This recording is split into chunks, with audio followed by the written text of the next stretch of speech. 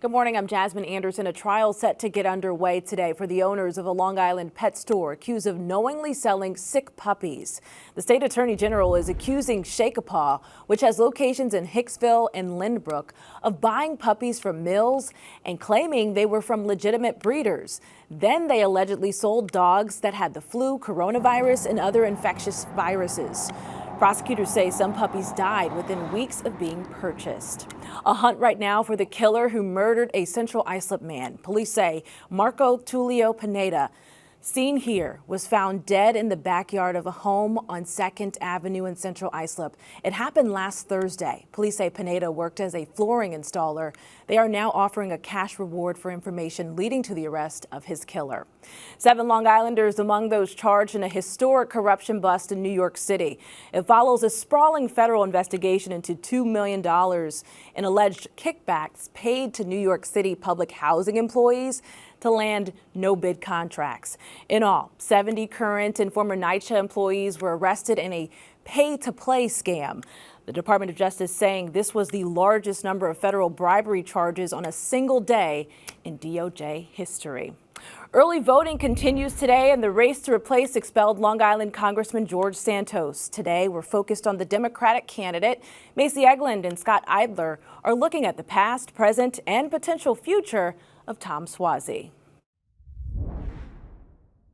Newsday has put together profile pieces on the 2 nominees running for Congress in the 3rd District after George Santos was expelled from the House. So we've got Republican Mazi Pilip and Democrat Tom Suozzi running in this special election. Politics reporter Scott Eidler has put together a bio on Tom Suozzi. He is well known in the area and in fact has held this position before. For 30 years, Tom Suozzi's been in office for a big chunk of that. He was mayor of Glen Cove in the 90s. He was Nassau County executive for 8 years. And then he was the congressman for the 3rd District from 2017 to 2022. He's had these big wins, but he's also had these big losses. He lost for a 3rd term, Nassau County executive to Ed Mangano by a very slim margin, lost by a landslide 4 years later.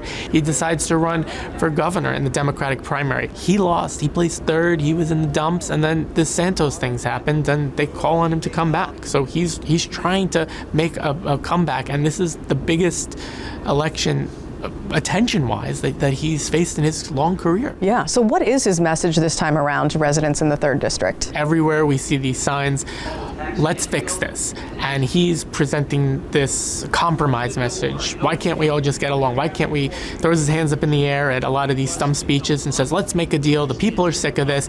And he's really been sticking to this message. He's hoping that this middle of the road, let's bridge people together in a very partisan and a very rancorous time, can get people to get past the anger. Right. So this special election is set for February 13th. So thank you very much, Thanks, Scott. And follow us throughout election night at Newsday.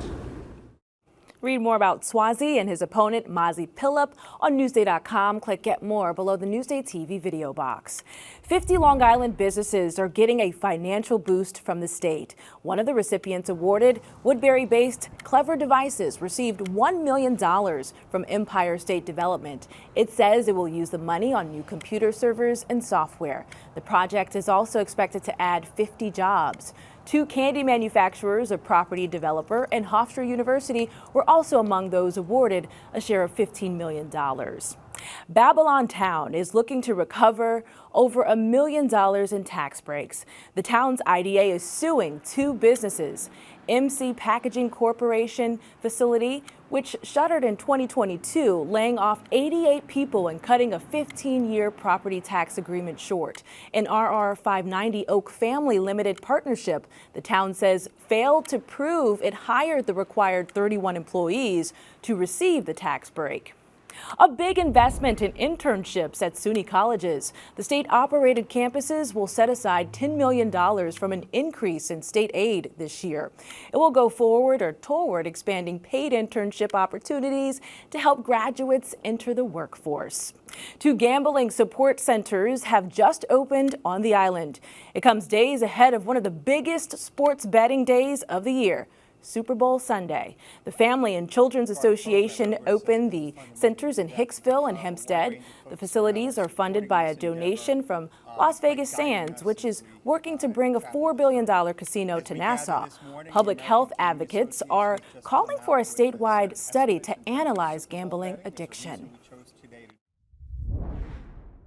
Quite frankly, the state is making money hand over fist, in some cases at the expense of folks who are really struggling. If you're experiencing these things, it might be time to get an assessment and have a clinician evaluate whether or not you have a problem that needs to be addressed.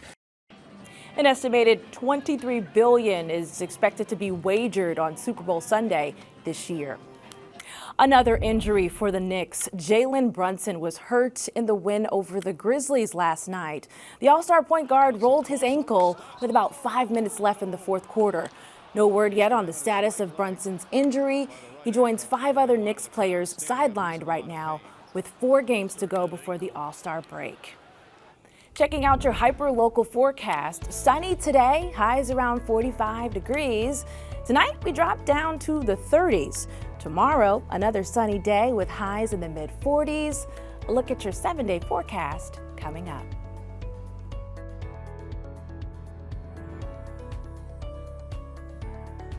Long Island weather is brought to you by Home Tax Saver, PTRC Incorporated.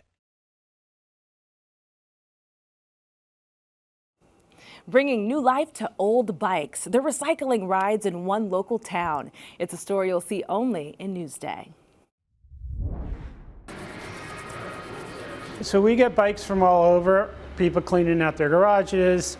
Bike stores have bikes that are not economical to fix. We get them from Stony Brook University right next door. We even get them sometimes from food pantries. And so we have volunteers fix them, and then we have real mechanics look over their work to make sure it's safe to go out.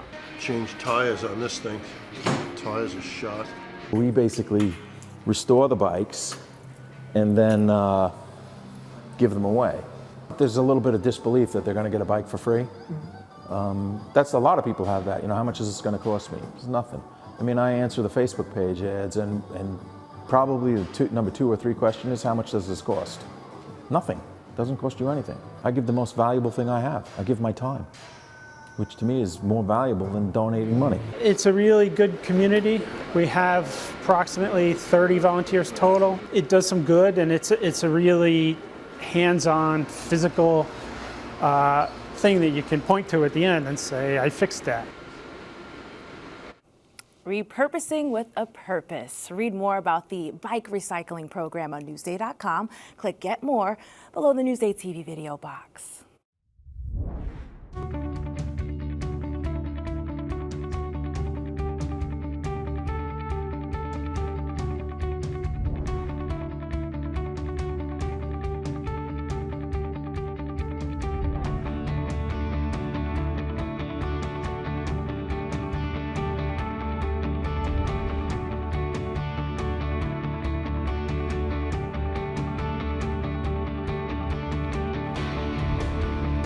Classics by children's author Eric Carle are coming to life here on Long Island.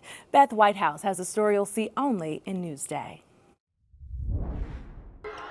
A beloved children's book character is the star of the new interactive exhibit at the Long Island Children's Museum. If you have a child or you've ever been one yourself, you know exactly who this little guy is. The Very Hungry Caterpillar. Eric Carle wrote this children's book in 1969, and it has sold more than 50 million copies. But the caterpillar isn't the only Carle creation in the exhibit. At our new Eric Carle exhibit, we have 5 of Eric Carle's books from his Very series: The Very Hungry Caterpillar, The Very Busy Spider, The Very Clumsy Click Beetle, The Very Lonely Firefly, and The Very Quiet Cricket. At the Very Hungry Caterpillar, they can take a journey through the pages of the book along with our hungry caterpillar. At the Very Quiet Cricket, they can nestle through some of the grass and investigate some of the environment where the cricket lives with his other friends. This is kind of hard to get through. At the Very Busy Spider, you can weave a beautiful, colorful web. At the Very Lonely Firefly, you can interact with a beautiful wall and become part of the moving story of the firefly. There's also the Very Clumsy Click Beetle, where kids help put the beetle back on its feet. There's an art studio where kids can make their own Eric Carle style collage, and a cozy story nook where parents can read his books to their kids. The spider didn't answer. She was very busy. My favorite part was like when we were like in the grass part, like really liked it. Like I felt like I was in the jungle. And if you were a very hungry caterpillar, what would you eat? I would eat mostly grass. I would like to stay in shape. There's a message to every one of Eric Carle's books. In The Very Hungry Caterpillar, he says his message is that kids will grow up into something beautiful, like a butterfly. For Newsday TV, I'm Beth Whitehouse. All right, fly away. Read more about the Eric Carle exhibit on Newsday.com. Click Get More below the Newsday TV video box. Working in journalism, I think you experience the world in a really different way than people in other professions do. I find it very satisfying to learn about things and get to tell other people about them. Newsday, covering Long Island like no one else can. I'm Jasmine Anderson. Thank you so much for watching. We'll leave you with a look at your hyperlocal 7-day forecast.